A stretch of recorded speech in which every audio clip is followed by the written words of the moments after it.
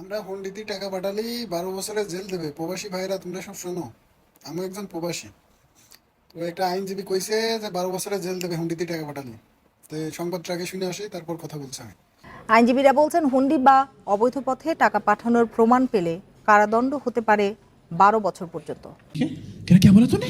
আইনজীবীরা বলছেন, হুন্ডি বা অবৈধ পথে টাকা পাঠানোর প্রমাণ পেলে কারাদণ্ড হতে পারে 12 বছর পর্যন্ত। তো সংবাদটা শুনে তো আমরা ভয় পাইছি, প্রবাসীরা সব ভয় পাইছে 12 বছরের জেল দেবে। তোরা আমাকে কিসের জেল দিবে? আর আমরা আছি জেলের ভিতরে, তোরা কিসের জেল দিবি? এর উপরে জেল হয়নি, তুই 12 বছরের জেল খাটাবি সে ভয় দেখাচ্ছে। হিটে বিপরীত হয়ে যাবে না, প্রবাসীরা এসব দিকে ভয় পায় না। ঠিক আছে, আমরা তো ওই যে কিছু কিছু দালাল আছে না, দালালকে উপকার করতেছিলাম হুন্ডিতে টাকা পাঠিয়ে।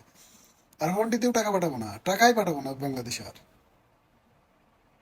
আমাকে দাবি দাবা মাইনে নেবে যখন, তখন আমরা টাকা পাঠাবো। টাকা সব পকেটে ঢুকিয়ে থুয়ে দেবো, পকেট গরম করে হেঁটে বেড়াবো, খাবো দাবো আর ঘুরে বেড়াবো। গুলি কিনছো আমাদের টাকায়, আমাদের বুকে আবার গুলি চালাচ্ছ, এসব কাহিনী কোন পাইছো? তোমাদের এইসব কথাই প্রবাসীরা ভয় পায় না, আমরা আছি প্রবাসে। তো এইসব বাহানা বাদ দিয়ে, ঠিক আছে, ভালো হয়ে যাওয়া আগের থেকে বলছি।